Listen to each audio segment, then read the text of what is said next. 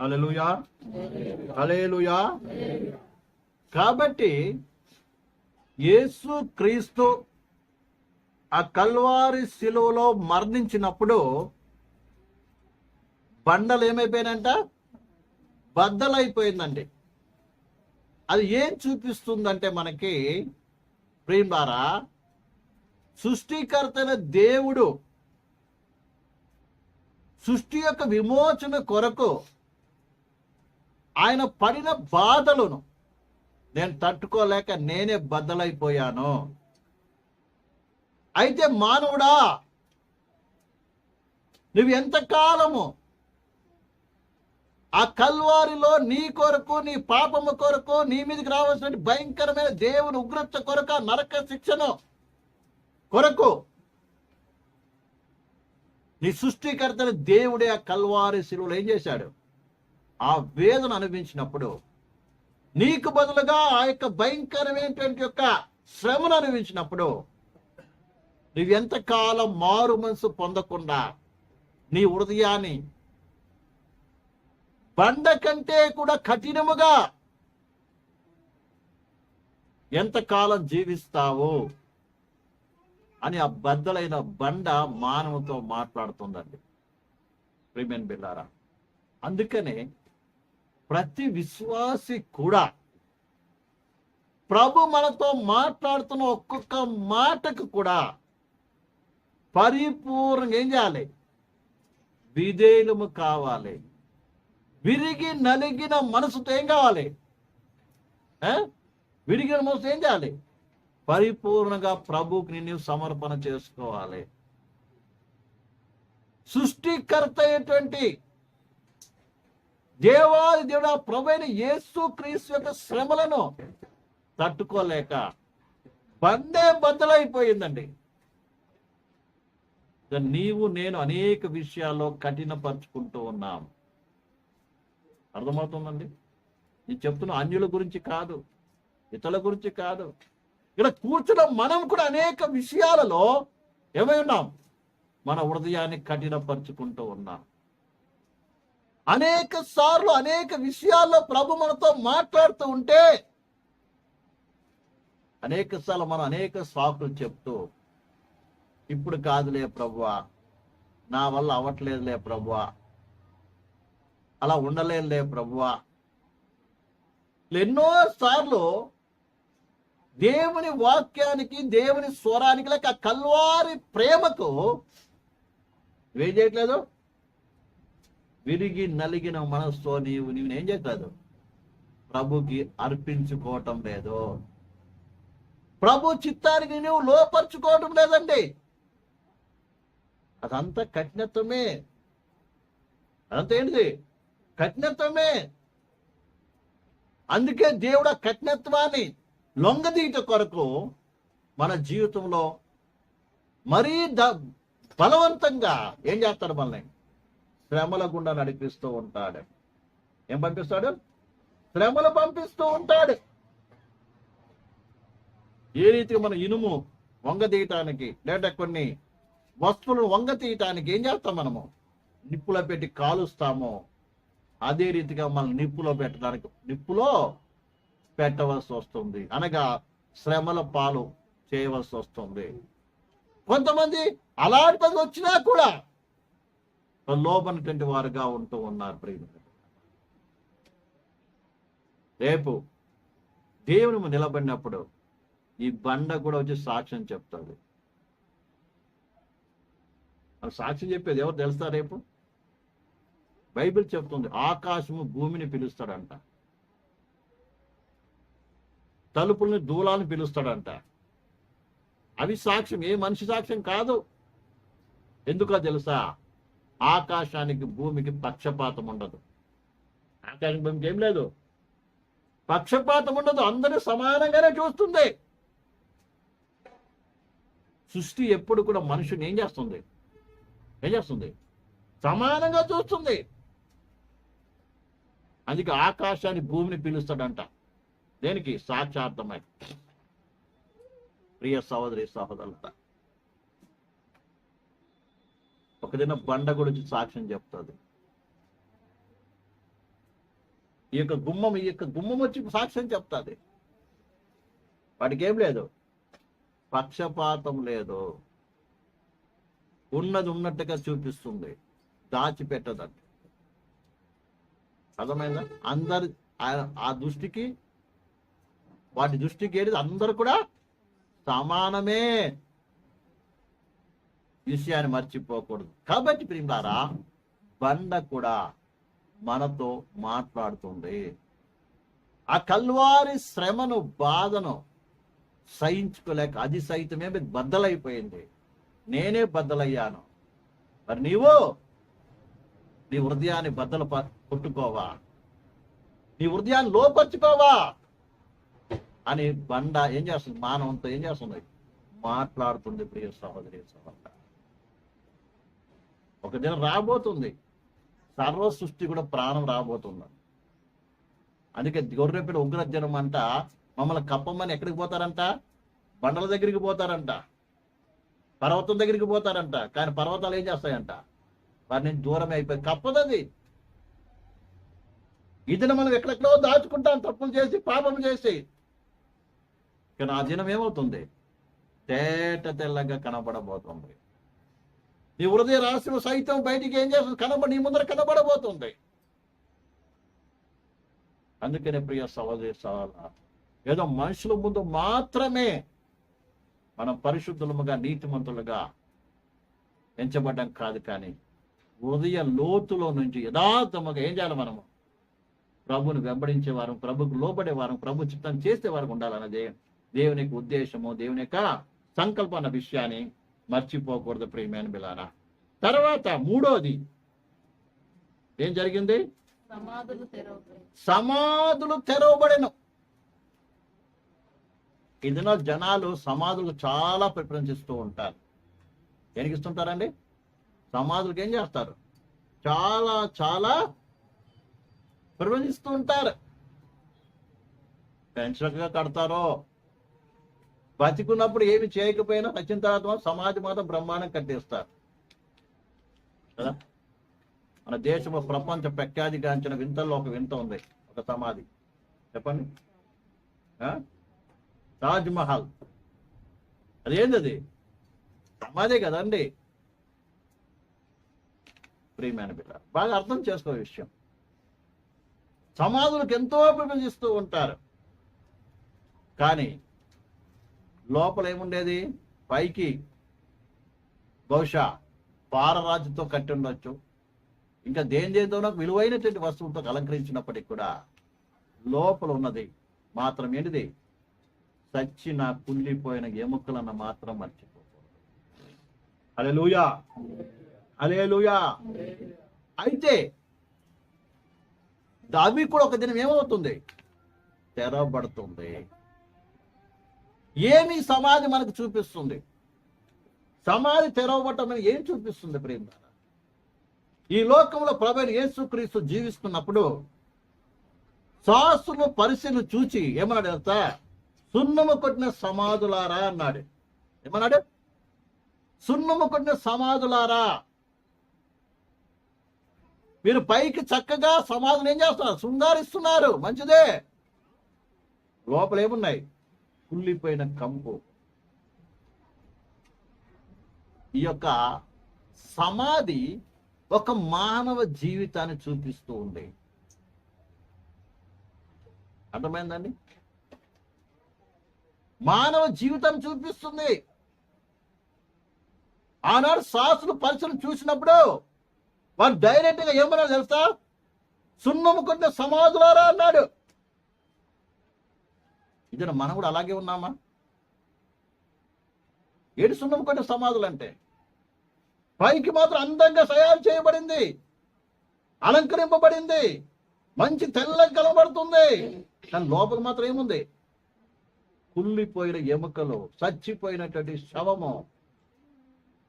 అలాగనే ప్రియ విశ్వాసి, ప్రియ సహోదరి సహోదరుడా, పైకి తెల్లని వస్త్రాలు వేసుకుని ఉండవచ్చును, పైకి పరిశుద్ధురాలు వేషం వేసుకుని ఉండవచ్చును,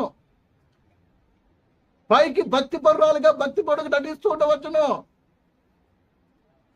కానీ ప్రభు ఎక్కడ చూస్తున్నాడు? పైన సమాధిని చోట లోపల ఉన్న పుల్లును చూస్తున్నాడు. నీ హృదయం ఏముంది? జీవము లేదు, ఆత్మీయ శక్తి లేదు. అందుకే మరొక చోట రాయబడి ఏం చేస్తా, నువ్వు జీవిస్తున్నావు పేరు మాత్రం ఉన్నది కానీ నువ్వెవరివి? మృతుడవి. పైకి బాగానే కనబడుతున్నావు, పరిశుద్ధురాలువి, పరిశుద్ధుడివి, తెల్లని వస్త్రం ధరించుకుంటావు, మంచిదే. కానీ ఈ అంతరంగం ఏ రీతిగా ఉంది? ఆత్మీయంగా నీలో జీవం ఉందా? ప్రభు యొక్క కార్యాలు నీలో కనబడుతున్నాయా? ప్రభు యొక్క గుణలక్షణాలు నీలో కనబడుతున్నాయా? అలా కనబడకపోతే ప్రభు ఏం చెప్తాడు కదా, నువ్వు జీవిస్తున్న పేరు మాత్రం ఉన్నది, ఎవరు నువ్వు? మృతుడివే, నువ్వు సమాధివే. సున్నం కంటే సమాధి లాంటి దానివి, సమాధి లాంటి వాడవని చెప్తున్నాడు. అంటే లోపల ప్రభు లేడు, లోపల పరిశుద్ధ లేదు, లోపల విశ్వాసం లేదు, లోపల ప్రేమ లేదు. పైకి మాత్రం ఎంతో తెల్లగా నటిస్తూ పరిశుద్ధులుగా పరిశుద్ధాలుగా ప్రియ సహోదరులు. అయితే ఒక దినం రాబోతుంది, ఈ సమాధులను కూడా ఏం చేయాలి? తెలవబోతున్నాడు. అంటే దాని అర్థమేంటిది? నీ అంతరంగ స్వభావాన్ని బయట పెట్టబోతున్నాడు. హల్లెలూయా, హల్లెలూయా. మారు మనసు పొందకపోతే ఆ యొక్క నీలో అంతరంగంలో దాగినటువంటి యొక్క నీ చెడు స్వభావము, నీ వేషధారణను ఏం చేయబోతున్నాడు దేవుడు? బయటికి బహాటపరచబోతున్నాడు. హల్లెలూయా. అర్థమవుతుందండి? బహాటం చేయబోతున్నాడు. ఎందుకంటే ఆయనే అందరికీ అన్నిటికీ తీర్పు తీర్చబోయేవాడు. హల్లెలూయా, హల్లెలూయా, హల్లెలూయా. అయితే ఇక్కడ భౌతికంగా అక్షరార్థంగా జరిగిన సంఘటన ఏంటిదంటే, ప్రియులారా, పరిశుద్ధుల శరీరాలు ఏమైనా లేచాయంట. ఎవరి పరిశుద్ధుల శరీరాలు? యేసు ప్రభు చనిపోయినప్పుడు పరిశుద్ధుల సమాధులు ఏమైనాయి? రాయబడిన మాట ఏంటి? చదవండి. సమాధులు తెరవబడెను, నిద్రించిన అనేక మంది పరిశుద్ధుల శరీరము లేచెను. ఇక్కడ ఎవరి సమాధులు తెరవబడ్డాయి? అందరి సమాధులు తెరవబడలేదండి. పరిశుద్ధుల శరీరం ఏమైపోయింది? లేపబడింది. ఎవరి పరిశుద్ధుడు? ఎవరి పరిశుద్ధుడు? ఆదాము మొదలుకొని ఎంతమంది అయితే దేవుని వాగ్దానమందు విశ్వసించి చనిపోయారో వారి ఈ పరిశుద్ధులు, అనగా పాత నిబంధన పరిశుద్ధులు. ఇది బాగా అర్థం చేసుకోవాలి. వాళ్ళు ఏ విశ్వాసం కలిగి ఉన్నారు? చెప్పండి, ఏ విశ్వాసం కలిగి ఉన్నారు? పాత నిబంధన పరిశుద్ధులు ఏ విశ్వాసం కలిగి ఉన్నారు? వాళ్ళ విశ్వాసానికి మన విశ్వాసానికి ఉన్న వ్యత్యాసం ఏంటిది? చెప్పండి. వాళ్ళ విశ్వాసానికి మన విశ్వాసం ఉన్నటువంటి యొక్క వ్యత్యాసం ఏంటిది?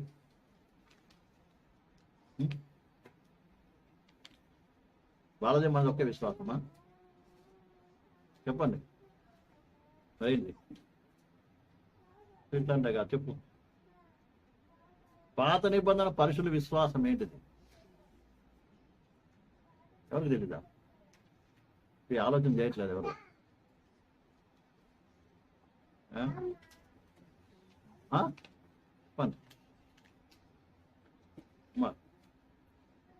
పాత నిబంధన పరిశుద్ధుల విశ్వాసం ఏంటిది? మన విశ్వాసం ఏంటిది? వాళ్ళ విశ్వాసానికి మన విశ్వాసం తేడా ఏంటిది? ఇంకొకటేనా? కదా? కాదంటే ఏంటిది? బాగా అర్థం. ధర్మశాస్త్రం ఏమైనా రక్షిస్తుందా? ధర్మశాస్త్రం విశ్వాసం పెట్టారా? ధర్మశాస్త్రం రక్షిస్తుంది ఎవరన్నా? బాగా అర్థం చేసుకోవాలి. ఆదాం ఎప్పుడైతే పాపము చేశాడో దేవుడు ఆదాముకు ఒక వాగ్దానం చేశాడు. ఏంటి ఆ వాగ్దానం? స్త్రీ సంతానం వస్తుంది. ఆ స్త్రీ సంతానం వచ్చి ఏం చేస్తుంది? సర్పం యొక్క తలను చిత్తం కొడుతుంది. అప్పుడు నీకేమవుతుంది? విమోచన దొరుకుతుంది అని వాగ్దానం చేశాడు.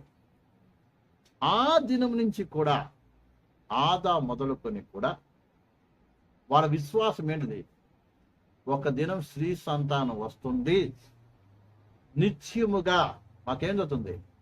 ఈ పాప బానిసత్వం నుంచి, ఈ యొక్క నరక యాతన నుంచి, లేకుంటే మాకు ఒక విమోచన దొరుకుతుంది అన్న విశ్వాసము చేత ఏమయ్యారు? జీవించి చనిపోయారు. గొర్రెపిల్ల వస్తుంది. అందుకే దేవుడు గొర్రెపిల్ల అర్పణగా ఏదైనా తోటలోనే ఏం చేశాడు? వాళ్ళ ముందే అర్పించాడు. నిత్యముగా మీరు చేసిన పాపం నిమిత్తమై మీరు మరణించాలి. అయితే మీకు బదులు గొర్రెపిల్ల ఏమవుతుంది? మరణించబోతుంది. దానికి సాదృశ్యముగానే మీ యొక్క బలి అర్పణ. ఆ దినం మొదలుకొని కూడా ఎవరైతే దేవుని విశ్వాసం ఉంచారో, సృష్టికర దేవుని ఎరిగారో, వాళ్ళందరూ కూడా ఏం చేస్తున్నారు? అబ్రాహాము, ఆదాం నుంచి కూడా తర్వాత ఆయన కుమారుని పేరు ఏం పేరు? షేతు తర్వాత ఎవరు? ఎనోషేనా? ఇలాగ ఒక్కరి తర్వాత ఒకరు ఏం చేస్తున్నారు? విశ్వాసం ఉంచి ఏం చేస్తారు? ప్రభుని వెంబడిస్తూ ఉన్నారు. అన్నమాట అర్థమవుతుందండి. అప్పటి నుంచి కూడా ప్రియులారా ఆ విశ్వాసముతో అందరు కూడా ఏమైపోయారు? చనిపోయారు. వీళ్ళందరూ కూడా పరలోకానికి వెళ్ళలేదు, కానీ అందరూ కూడా ఎక్కడికి వెళ్ళేవారు? కింద పరదేశం అనేటువంటి ఒక స్థలం ఉండేటువంటిది, అక్కడికి వెళ్ళేటువంటి వారు. భూమి కింద 2 స్థలాలు ఉన్నాయి. ఒకటి పాతాళము, ఇంకొకటి పరదేశు. రెండింటికి మధ్యలో అగాధమైనటువంటి ఉన్నది. మనం లాజరు ధనవంతుడి విషయంలో మనం చూస్తాం. ధనవంతుడు చనిపోయి ఎక్కడికి వెళ్ళాడు? పాతాళకు వెళ్ళాడు. అలాగునే లాజరు కూడా చనిపోయి ఎక్కడికి వెళ్ళాడు? అబ్రహాము రొమ్మునకి వెళ్ళాడు. పరదేశిని అబ్రహాము రొమ్ము అని కూడా అంటారు. అంటే నెమ్మది పొందే స్థలము అని అర్థం. పరదేశం అంటే ఏంటి అర్థము? ఏదేని తోట కూడా పరదేశాన్ని కూడా అంటారు. అంటే నెమ్మది పొందేటువంటి స్థలము అని. ఈ రకంగా ఏం చేసేవారు? అక్కడికి వెళ్ళేటువంటి వారు. ప్రభువైన యేసు క్రీస్తు ఎప్పుడైతే చనిపోయాడో, వింటున్నారండి? చనిపోయాడో అప్పుడు ఎక్కడికి వెళ్ళాడు? పరదేశుకు వెళ్ళాడు. దానికి ముందు పాతాళానికి వెళ్ళాడు. నేను చెప్పాను చూడండి. యేసు ప్రభు 9 గంటల సమయంలో ఏం చేశారు? సిలువ వేశారు. 9 నుంచి కూడా 12 వరకు ఆ సిలువ మీద వేలాడుతున్నాడు. 12 నుంచి 3 వరకు కూడా దేశమంతా భయంకరమైన కటిక చీకటి కమ్మింది. ఆ సమయంలో ప్రభువైన యేసు క్రీస్తు ఆత్మలో ఎక్కడికి వెళ్ళాడు? నరకానికి వెళ్ళాడు, పాతాళముకు వెళ్ళాడు. పాతాళముకు వెళ్ళి ఆయన ఏం చేసి శిక్షను అనుభవించాడు. కేవలం శరీరం రీతిగానే శిక్ష అనుభవించలేదు, ఆత్మలో ప్రాణంలో కూడా ఏం చేశాడు? ఆయన శిక్ష అనుభవించాడు. అయితే పాతాళము ఆయన బంధించడానికి అధికారం లేదు. ఎందుకంటే ఆయనలో పాపము లేదు. మరి ఎందుకు పాతాళంలోకి వెళ్ళాడంటే, నీవు నేను చేసిన పాపం అంతా కూడా ఆయన మీద వేయబడినది కాబట్టి మన పాపము కొరకైన శిక్ష అనుభవించాడు. ఆయనలో మాత్రం ఏ పాపము లేదు. అందుకనే మరణము ఆయన బంధించి పెట్టుట అసాధ్యము అని పేతురు చెప్తాడు అపోస్తుల కార్యంలో ప్రియమైన పేరు. తిరిగి ఏం చేశాడు? మళ్ళీ వచ్చాడు. వచ్చిన తర్వాతనే ఆయన సమాప్తమైనది. ఆడి మాటలని మనం చెప్పుకున్నాం కాబట్టి వెళ్ళట్లేదు. అర్థమైందండి? చెప్పి ప్రాణాన్ని ఏం చేశాడు? అప్పగించాడు. హల్లెలూయా, హల్లెలూయా. అప్పగిన తర్వాత ఎక్కడున్నాడు? పరదేశికి వెళ్ళాడు. 3 దినాలు ఎక్కడున్నాడు? పరదేశిలో ఉన్నాడు. ఆ తర్వాత ఏమైంది? పరిశుద్ధులందరిని తీసుకొని పైకి వచ్చాడు. హల్లెలూయా. అందుకే రాయబడిన మాట ఏంటంటే ప్రియులారా, ఆయన లేచిన తర్వాత కనబడ్డారంట అందరూ కూడా. ముందు కనబడలే. చదవండి అక్కడ 53. వారు సమాధులలో నుండి బయటికి వచ్చి ఆయన లేచిన తరువాత పరిశుద్ధ పట్టణం యేసుప్రభు తిరిగి 3వ దినం లేచిన తర్వాత ఏం చేశారు? పరిశుద్ధులందరూ కూడా వచ్చి పట్టణంలో అనేక మంది కనబడ్డారంట అండి. హల్లెలూయా. ఎందుకంటే సాక్షార్థము వాళ్ళకి తెలియపరచడం దేవుడు ఏం చేశాడు? ఆ కార్యంను జరిగించాడు. ఉదాహరణకి ఆ గెత్సెమనే తోట సమాధి దగ్గర మరియమ్మ యేసుప్రభు దగ్గరికి వచ్చింది. ఆయన ముట్టుకోవడానికి వస్తే ఏమన్నాడు తెలుసా? నన్ను నువ్వు ముట్టుకోవద్దు అని అన్నాడు. ఎందుకన్నాడు? ఒక బహుశా ఆ టైంలో ఆమె మనోనేతలకి వెలిగించబడి ఉంటే ఆయన వెంబడి ఎంతో మంది పరిశుద్ధులు ఆమె కూడా చూసి. ఎందుకంటే ఆయన ఇప్పుడు తండ్రి దగ్గరికి వెళ్ళాలి. ఎక్కడికి వెళ్ళాలి? అమ్మ అర్థం. ఎక్కడికి వెళ్ళాలి? ఎందుకంటే విమోచన కార్యం కంప్లీట్ అయ్యింది.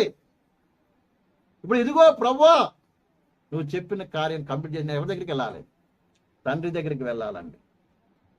దాన్ని మనము హెబ్రీయులో చదువుతూ ఉంటాం. ప్రధాన యాజకుడుగా తన స్వ రక్తం చేత ఎక్కడికి ప్రవేశించాడు? యెరూషలేము మందిరానికి ప్రవేశించలేదు. ఆయన ఎక్కడికి వెళ్ళాడు? తండ్రి దగ్గరికి ప్రవేశించాడంట. హల్లెలూయా. స్వ రక్తం ఎక్కడికి వెళ్ళాడు? పరలోకానికి, దేవుని దగ్గరికి వెళ్ళాడు. ఇదిగో వెల చెల్లించబడినది, వెల చెల్లింపబడినది అని చేశాడు. అక్కడికి వెళ్ళాడు. ఏ రీతిగా అయితే ధర్మశాస్త్ర ప్రకారము సంవత్సరానికి ఒక్కసారి ప్రధాన యాజకుడు మేక యొక్క రక్తం తీసుకొని ఎక్కడికి వెళ్తాడు? అతి పరిస్థలం వెళ్తాడో అదే రీతిగా ఈయన ప్రధాన యాజకుడు ఎక్కడికి వెళ్ళాడు? ఈ భౌతిక సంబంధం మందిరికి వెళ్ళలేదు కానీ ఎక్కడికి వెళ్ళాడు?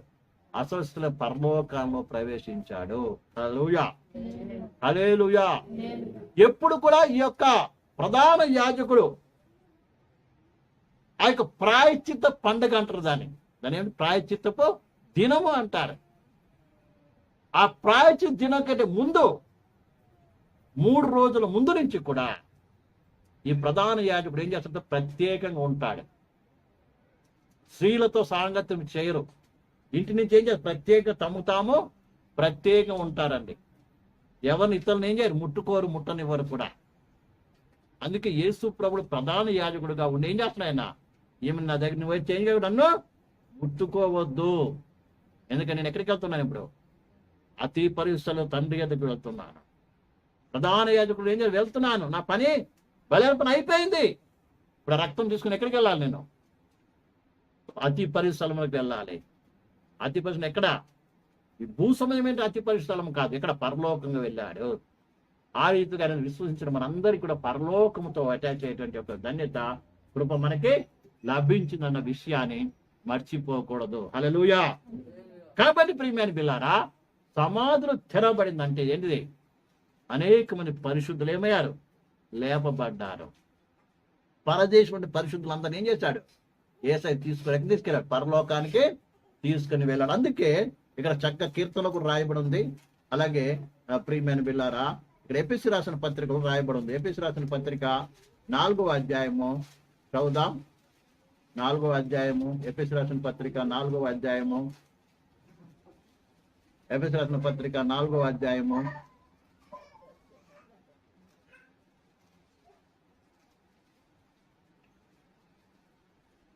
7వ వచనం చదవండి. అయితే మనలో ప్రతి వానికిని క్రీస్తు అనుగ్రహించు వరం యొక్క పరిమాణము చొప్పున కృప ఇయ్యబడెను. అందుచేత ఆయన ఆరోహణమైనప్పుడు చెరను చెరగా పట్టుకొని పోయి మనుషులకు ఈవులను అనుగ్రహించేనని చెప్పబడి ఉన్నది. ఆరోహణమాయనగా ఆయన భూమి యొక్క క్రింది భాగమునకు దిగమునని అర్థమిచ్చుచున్నది కదా. దిగినవాడు తానే సమస్తము నింపునట్లు ఆకాశ మండలములన్నిటికంటే మరీ పైకి ఆరోహణమైన వాడుగా ఉన్నాడు. ఆయన ఏం చేస్తాడంటండి? అయితే ఆయన ఏం చేశాడు? భూమి కిందికి దిగి వెళ్ళి చెరగా పట్టుకొని వెళ్ళాడంట. చెర అంటే ఏదైతే మనిషిని బంధించి పెట్టిందో ఆ బంధకానే ఈయన బంధించాడంట. జైలుని ఏం చేశాడు? జైలు చేసినట్టు. అర్థమైందండి? చెరగా పట్టుకొని పోయి ఏం చేశాడు? ఆయన మనుషులకు ఈవులను అనుగ్రహించాడు. మనకేమిచ్చాడు? వరాలను అనుగ్రహించాడు. హల్లెలూయా, హల్లెలూయా. ఈ రీతిగా పరదేశం అంటే పరిశుద్ధత ఎక్కడ తీసుకుపోయాడన్నా? పరలోకంలో. అందుకే ఇప్పుడు మనం ఎవరైనా సరే చనిపోయినప్పుడు మన కిందికి పోయేది కాదు. ఎక్కడికి పోతాం? మనము ఎక్కడికి పోతాం? పరలోకానికి. పరలోక విశ్రాంతి లేక పరదేశి అని కూడా అంటారు. హల్లెలూయా. చాలా మంది పరదేశి అక్కడ ఉంది అంటారు, పరలోకంలో ఉన్నదే పరదేశి అంటూ ఉంటారు. ఎందుకంటే పౌలు కూడా అంటాడు కదా, నేను పరదేశికి వెళ్ళానని. ప్రియమైన పెట్టారు. కానీ పరదేశం ఎక్కడుంది? కాదండి, అసలు పరదేశం ఏది? కింది భూమి కింద. అయితే ఇప్పుడు పరిశుద్ధులు చనిపోయిన వ్యక్తికి వెళ్తున్నారు, పరలోక విశ్రాంతికి వెళ్తున్నారు. అందుకే నిద్రించిన అంటారు. హల్లెలూయా. అందుకే దేవుని వాక్యం చెప్తుంది, యేసు ప్రభు వచ్చినప్పుడు క్రీస్తును ముతులైన వారు ఏం చేస్తారు? ఆయన వెంట పెట్టుకొని వస్తాడు అని. ఇప్పుడు అందరూ పరిశుద్ధులు ఎక్కడున్నారు? పైన ఉన్నారు. చనిపోయినటువంటి అవిశ్వాసులు ఎక్కడికి వెళ్తున్నారు? కింద పాతాళం అలాగే ఉంది. ఒక దినం అంత్య తీర్పు జరుగుతున్నప్పుడు ధవల మహాసింహాసనం మీద ప్రభువైన యేసు కూర్చున్నప్పుడు పాతాళం కూడా తనలో ఉన్న మృతులను తీసుకొచ్చి ఎక్కడిస్తుంది? ఎక్కడిస్తుంది? దేవుని నిలబెడుతుంది. పాతాళము కూడా పర్మనెంట్ కాదండి. బాగా అర్థమవుతుంది. పాతాళం లేక నరకం అంటాం కదా, అది కూడా ఏంటిది? పర్మనెంట్ కాదు. పర్మనెంట్ ఏది తెలుసా? అగ్నిగుండము. ఏంది పర్మనెంట్ గా ఉండేటువంటి స్థలం ఏది? అగ్నిగుండము. అందుకే రాయబడింది ప్రకటన గ్రంథం 20వ అధ్యాయం రండి.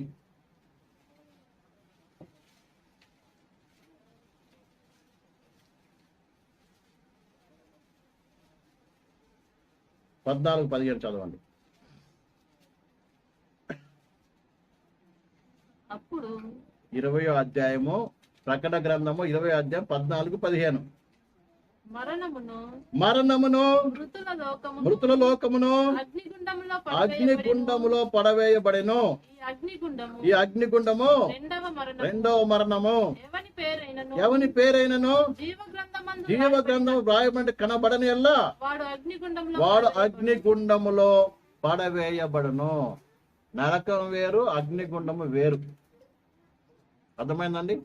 ఇంకా కావాలని చూడండి, మీకు అర్థమవడానికి చదువుతాం ప్రియమైన పిల్లారా.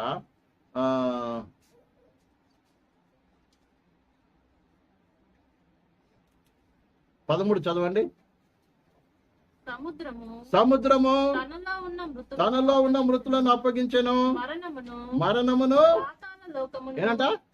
పాతాళ లోకమును వాటి వశమున్న మృతులను తీసుకొచ్చి ఎక్కడ అప్పగిస్తుంది? దేవునికి అప్పగిస్తుంది.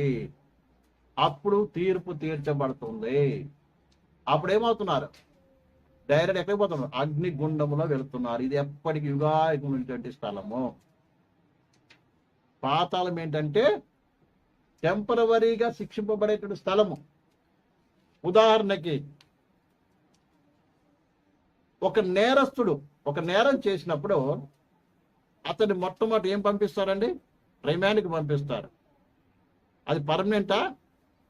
కాదు. కేసు నడిచి తీర్పు వచ్చేంత వరకు వాడెవడు నేరస్తుడు వాడు కాదు, కానీ జైల్లో మాత్రం ఉంటాడు. ఎప్పుడు సెంట్రల్ జైలుకి పంపించబడతాడు? తీర్పు వచ్చిన తర్వాత ఏమవుతాడు? సెంట్రల్ జైలుకి వెళ్ళి పర్మనెంట్ ఖైదీ అయిపోతాడు. అక్కడ అంతవరకు ఎవడు జైలే, కానీ టెంపరవరీ. అలాగే ఇప్పుడు చనిపోయిన ప్రతి ఒక్కరు, ప్రభు నమ్ముకోకుండా చనిపోయిన ప్రతి ఒక్కరు ఎక్కడికి వెళ్తారు? పాతాళంకి వెళ్తారు. పాతాళం ఎక్కడ ఉంది? భూమి కింద ఉంది. అలాగే పరదేశి కూడా ఒకప్పుడు ఉండేది, ఇప్పుడు పరదేశి ఖాళీగా ఉంది, అక్కడ ఎవరు లేరు. ఇప్పుడు ఎవరు చనిపోయిన ప్రభువులో ఉండి ఎవరు చనిపోతారో అదే కొంత పరలోకం వెళ్తారు, కిందికి వెళ్ళరు. దాన్ని బాగా అర్థం చేసుకుందాం. కాబట్టి ఇక్కడ యేసు ప్రభు ఆ కల్వారి శిలువలో మరణించినప్పుడు సమాధులు తెరవబడింది. ఈ సమాధులు తెరవబడేటువంటిది రెండు విషయాలు మనకు బోధిస్తుంది. ఒకటి, ఆత్మ సంబంధముగా నీ జీవితము సమాధిలాగా ఒకడు ఉన్నట్లయితే దాని ఒకప్పుడు ఏం చేస్తున్నాడు అనగా పైకి భక్తి గలవారి ఉండి దాని శక్తిని ఆశ్రయించకుండా నీ అంతరంగంలో కుళ్ళిపోయిన ఎముకల్లాగా కుళ్ళు కుయిక్తి కుట్ర అపవిత్రత పెట్టుకొని పైకి జీవిస్తే మాత్రము ఒక దినము నా సమాధిని కూడా నీ జీవితాన్ని ఏం చేస్తున్నాడు? బట్ట బయలు చేస్తాడు. ఇది మాత్రం మర్చిపోకూడదండి. ఒక దినం ఏమవుతుంది? నీ యొక్క అంతరంగంలో నువ్వు దాచిపెట్టుకుని అన్ని ఒక దినం బట్ట బయలు చేసే దినం ఒక దినము రాబోతుంది. ఆ బట్ట బయలు చేసే దినమున నీ అంత నువ్వే వెళ్ళి నరకంలో పడతావు. అంత నువ్వు వెళ్ళి ఎక్కడ పడతావు? నరకంలో పడతావు. అందుకని దానికంటే ముందుగానే ఏం చేయాలి? పశ్చాత్తాపం, యథార్థంగా ప్రభు దగ్గర జీవితం నేర్చుకోవాలి. యథార్థమైన జీవితం నేర్చుకోవాలి. ఎల్లప్పుడూ అన్ని స్థలాల్లో కూడా అందరి దగ్గర కూడా ఎలా ఉండాలి? యథార్థంగా ఉండాలండి. ఇంటి కాడ కావచ్చు, బయట పని కాడ కావచ్చు, మందిరంలో కావచ్చు, భార్య దగ్గర కావచ్చు, భర్త దగ్గర కావచ్చు, ఎలా ఉండాలి నేర్చుకోవాలి? యథార్థంగా ఉండాలి నేర్చుకోవాలంటే. దాపరికాలు పనికి రావు. ఈ విషయాన్ని బాగా అర్థం చేసుకోవాలి. లోపల ఒక జీవితం, బయట ఒక జీవితము ఏ మాత్రం పనికిరాదు. అలా ఉన్నట్లయితే నిన్ను దేవుడు సమాధితో పోలుస్తున్నాడు. అదే కదా, ఎవరిని? ఆస్తులు పరిశీలన ఏమన్నారు? సున్నం కొట్టినా సమాధులారా. పైకి తెల్ల కనబడుతున్నా, మిలుటం చేసుకుంటా పెద్ద భక్తి పరులాగంట నిలబడిన దీర్ఘ ప్రార్థన చేస్తారంట కదా. పరిశీల స్వభావం మీకు అందరికి తెలుసు కదా. అందరి ముందు బ్రహ్మాండమైన ప్రార్థన, చక్కటి ప్రార్థన చేస్తారు. అలాగే వస్త్రం అంట చెంగు ఏం చేస్తారంట? పొడుగుని చేసుకుంటారంట. దేవుడు అన్నాడు, మీకు చెంగు పెట్టుకోండి కొంచెము, అది ఎందుకంటే ఎప్పుడు దేవుని అది జ్ఞాపకం చేస్తుంది అని దేవుడు చెప్తే వీళ్ళేం చేస్తుంటారు? చెంగులను పొడుగు చేసుకుంటున్నారు. ఎందుకు? అందరికంటే ఎక్కువ మేమే దేవుని ఆజ్ఞను ఏం చేస్తున్నాం? మేము పాటిస్తున్న వారం అని చెప్పుకోవడానికి. పుదీనాలోను ఇందులో కూడా ఏం చేస్తాం? మేము దశంభాగముడు ఇస్తున్నాం. అంటే ఏ చేసినా చెప్పుకోవడం అన్నమాట. ప్రేమను చెప్పుకోవడం కనుక చేసేది. దేవుడు చూస్తున్నాడని చేయాలి. ఏ పని చేసినా దేవుని కొరకు చేస్తున్నాడని చేయాలి. 10 మంది తెలుసుకోవడం కొరకు కాదు. ప్రేమారా, నన్ను పరిశుద్ధురాలు అనుకోవాలి, పవిత్రులు అనుకోవాలి, నేను గొప్ప భక్తులు అనుకోవాలని వేషధానం కొరకు తెల్లబట్టలు వేసుకోవడం కాదు. యథార్థమైన జీవితం కావాలి దేవుని. హల్లెలూయా, హల్లెలూయా. అలా కాకపోతే ఒక దినం ఏం చేస్తాడు దేవుడు? బట్ట బయలు చేస్తాడు. బట్ట బయలు చేస్తాడండి. ఆయన దగ్గర ఏంటిది? దాపరికం అనేది ఏది? ఎందుకు? అపోస్తలుడైన పౌలే అంటున్నాడు. ఒక చక్కటి మాట చెప్తున్నాడు. అది చెప్పిన తర్వాత మనము ప్రార్థన చేసుకుందాం. ప్రియమైన బిడ్డలారా,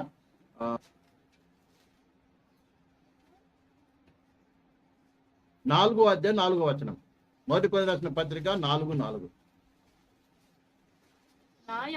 నా యందు నాకు ఏ దోషమును కానరాదు, అయినను ఇందు వలన నీతిమంతుడుగా ఎంచబడను.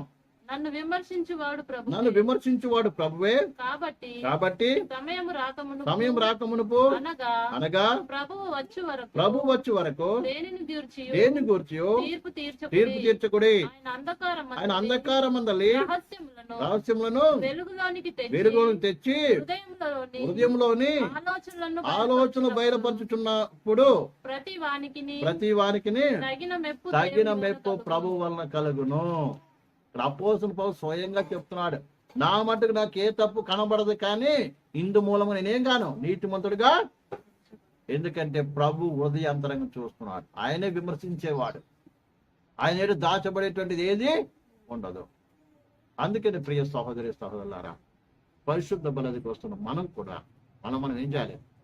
పరీక్షించుకొని యథార్థంగా జీవించడం మనం నేర్చుకోవాలి. అందుకని ఈ సమాధి తెలవబడేది అనేది వ్యక్తిగతంగా ఆత్మీయంగా కూడా మనకి హెచ్చరిస్తూ ఉంది. రెండోది, పాత నిబంధన పరిశుద్ధులను ఏం చేశాడు? పరదేశం నుంచి ఎక్కడ తీసుకెళ్ళాడు? పరలోకాన్ని తీసుకెళ్ళటము చూపిస్తూ ఉంది. కాబట్టి ఈ సత్యాన్ని మనం బాగా అర్థం చేసుకోవాలి. కాబట్టి యేసు ప్రభు ఆ కల్వారి శిలువలో మరణించినప్పుడు ప్రియమైన బిడ్డలారా, జరిగిన సంఘటనలు, మొట్టమొదట జరిగిన సంఘటన ఏంటి తెలుసా? ఏం జరిగింది? మొట్టమొదట చీకటి కమ్మింది. దీనికి ముందు ఆల్రెడీ చెప్పుకున్నాం. రెండోది, తెర చినిగింది. మూడోది, బండలు బద్దలయ్యింది. నాలుగోది, అదే బండలు భూమి వణికింది. తర్వాత బండలు బద్దలయ్యింది. తర్వాత సమాధులు తెరవబడ్డాయి. ఈ అన్ని సంఘటనల ద్వారా ప్రభు మనతో మాట్లాడుతున్నాడు.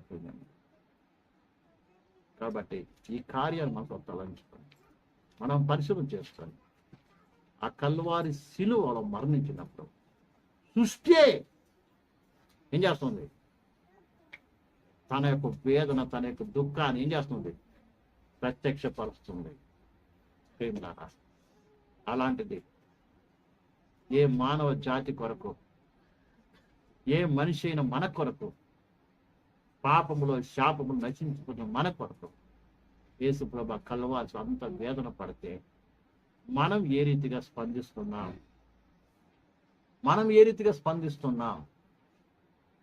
అనేది చాలా ముఖ్యమైన ప్రశ్న. మనం ఆ కల్వారి శిలువ యొక్క వేదనను అర్థం చేసుకున్న మనము ఏ రీతిగా మనము ఏం చేస్తున్నాం? స్పందిస్తున్నాం అనేటువంటిది చాలా ముఖ్యమైన విషయం. ప్రభు నా కొరకు ఇంత చేశాడు, మరి నేనేం చేస్తున్నాను? నేను ఏ రీతిగా జీవిస్తున్నాను? నా ప్రవర్తన ఏ రీతిగా ఉంది? నా నడవడిక ఏ రీతిగా ఉంది? ప్రభు కొరకు నేనేం చేయగలుగుతున్నానని ఒకసారి పరిశీలన చేసుకొని మనం అప్పగించుకొని పరిశుద్ధ బలాన్ని సమీపిద్దాము. దేవుడి ఈ వాక్యమును దీవించును గాక. అందరూ మోకరిద్దాం, కళ్ళు మూసుకుందాం. అందరూ మోకరిద్దాం, కళ్ళు మూసుకుందాం. దేవుని వాక్యం విన్న ప్రియ సహోదరి సహోదరు, ఈ యొక్క మధ్యాహ్న కాల సమయంలో ప్రభు వాక్యం అనేది వచ్చి ఉన్నది. వాక్యం మనలో ఒక్కొక్కరు కూడా మనం పరిశీలన చేసుకుందాం. ఒక్కసారి ఆకాశానికి భూమికి మధ్యలో వేలాడుతున్న ప్రభుని చూడండి. సమాప్తమైనదని చెప్పి తన ప్రాణము, తన ఆత్మను తండ్రి చేతికి అప్పగించినప్పుడు ఆకాశము చీకటి కమ్మింది. సూర్యుడు మరుగైపోయాడు.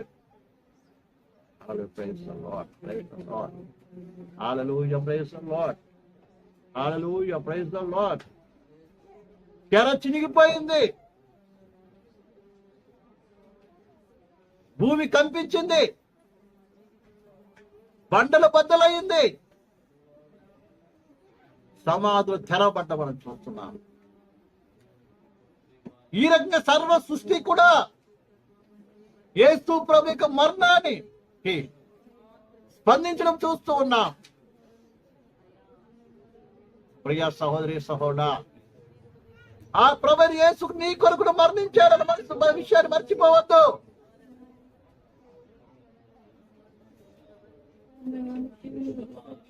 నీ నిమిత్తమే ఆయన నర అవతారిగా నరం రూపం ధరించుకొని లోకానికి వచ్చాడు. నీ కొరకైనా భయంకర అవమానాన్ని, దెబ్బల్ని, నొప్పిని ఆ కల్వారి శిలువలో అనుభవించాడు. సృష్టి యావత్తు కూడా ఆయన మరణానికి స్పందించింది, ఆయన వేదనకి స్పందించింది. మరి ప్రియ సహోదరి సహోదరా, నువ్వే రీతిగా స్పందిస్తున్నావు? నీ కొరకే కదా కల్వారి శిలువ అన్ని దెబ్బలు తిన్నాడు, నీ కొరకే కదా అంత వేదన అనుభవించాడు, నీ కొరకు కదా ఆయన ఆ భయంకరమైనటువంటి యొక్క నొప్పిని భరించాడు, అవమానం భరించాడు, ఆయన శరీరం ఒక చుక్క రక్తం అక్కడ కాల్చాడు. ప్రియ సహోదరి సహోదరా, మరి నీ స్పందన ఏంటిది? నీ స్పందన ఏంటిది? ఇంకా నీ హృదయం కఠినపరచుకుని జీవిస్తున్నావా? ఇంకా సున్నము కొన్ని సమాజంలో వేషధారణ వల్ల జీవిస్తున్నావా? ఒకసారి పరిశీలన చేసుకోండి. ప్రభు యథార్థ ఉద్యమం పరిపూర్ణ ప్రేమ నింపబడి, ప్రభా నీ చిత్తం చేయడానికి నేను ఉన్నాను ప్రభా, నీ సంకల్పం నడవటానికి నేను సిద్ధంగా ఉన్నాను ప్రభా, విరిగి నలిగిన మనసుతో ప్రతి మాటకు నేను లోబడతాను ప్రభా అనే ప్రభు చేసి మన జీవితం అప్పగించుకున్నాం. నీ సంకల్ప పరిపూర్ణ మా జీవితం నెరవేర్చబడాలా ప్రభు.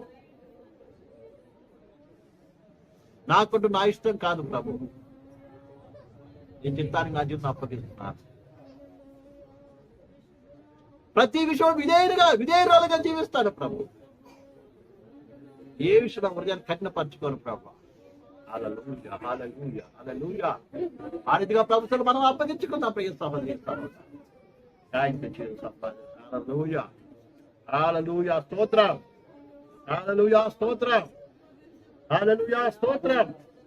పరిశుద్ధుడా స్తోత్రం, పవిత్రానికి స్తోత్రం, సజీవుడా స్తోత్రం, జీవమా స్తోత్రం. ఇదన్నీ చూసినటువంటి అక్కడ ఉన్నటువంటి యొక్క శతాధిపతి బిగ్గరగా చెప్తున్నాడు, ఈ నిజముగా దేవుని కుమారుడు. ఈ సృష్టి అంతా స్పందించడం చూచి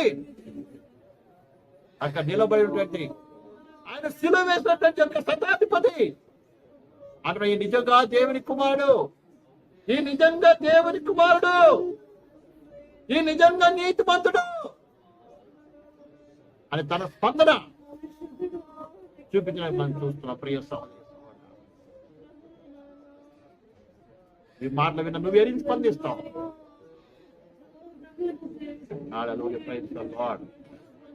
నువ్వు ఏ రీతిగా స్పందిస్తావు? నీ స్పందన చూస్తూ ఉన్నాడు. నా ప్రియ కుమార్తె, కుమారుడా, నీ కొరకు కల్వారి శిలువ పడ్డ వేదన చూసి ఆకాశం స్పందించింది, భూమి స్పందించింది, భూమి మీద బట్టలు స్పందించింది, సమాధులు స్పందించాయి. అక్కడ శిక్ష విధించి కాపలా ఉన్నటువంటి శతాధిపతి సైతం కూడా స్పందించాడు. మరి నువ్వేది స్పందిస్తున్నావు? నువ్వేది స్పందిస్తున్నావు ప్రియ సహోదరి సహోదరా? ఇది హృదయంతరం మౌనించి నీ స్పందన తెలియపరచు. నీ కొరకు కదా ఆయన శిలువ మీద మరణించింది, నీ కొరకే కదా అన్ని నిందలు పొందింది, అంత నొప్పి భరించింది, అంత వేదన భరించింది, అంత వేదన కష్టం భరించింది. స్తోత్రం, స్తోత్రం, స్తోత్రం, స్తోత్రం. ఆ కల్వారి పేరు సంపూర్ణ సమర్పణతో ఆయన పరిశుద్ధ ప్రవేశిద్దాం. Thank you, thank you, thank you.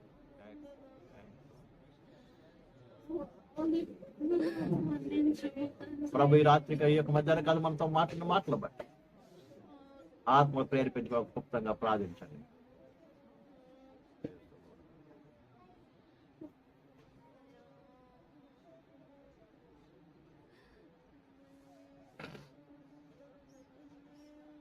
స్తోత్రం తండ్రి, మహోన్నతుడా, మహాపరిశుద్ధుడా, జీవముల తండ్రి, ఈ ఉదయకాల సమయంలో ప్రభువా ఆకాశానికి భూమికి మధ్యలో వేరైనటువంటి నా ప్రభైన యేసుక్రీస్తు ప్రభువా, నీవు మరణించినప్పుడు సర్వ సృష్టి కూడా ఏ రీతిగా స్పందించిందో ఆ స్పందన గురించి నేర్చుకునేటువంటి గొప్ప ప్రభుత్వం. అయితే ఈ మధ్యాహ్న కాల సమయంలో మాలో ఉన్నటువంటి ఒక్కొక్కరి స్పందన కూడా నువ్వు కోరుకుంటున్నావు నా తండ్రి. శతాధిపతి ఇవన్నీ చూసి ఈ నిజంగా దేవుని కుమారుడు, ఈ నిజంగా నీతిమంతుడని నీ వైపు చూచి నీ అందు విశ్వాసం ఉంచిన వ్యక్తిగా మనం చూస్తున్నాం.